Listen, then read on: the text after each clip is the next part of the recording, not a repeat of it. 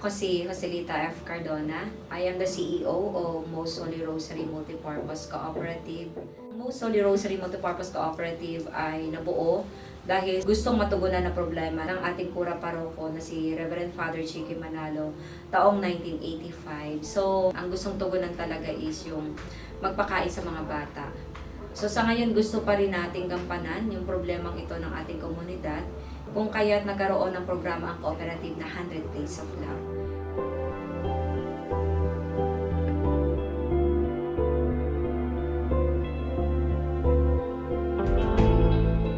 Napili natin yung lugar ng Sitio Pintor para sa 100 Plates of Love dahil sa nakita natin yung problema ng komunidad. Child labor o yung sa mga batang edad nila, kinailangan nilang tumulong sa kanilang mga magulang sa pangangalaykay ng mga basura upang kumita.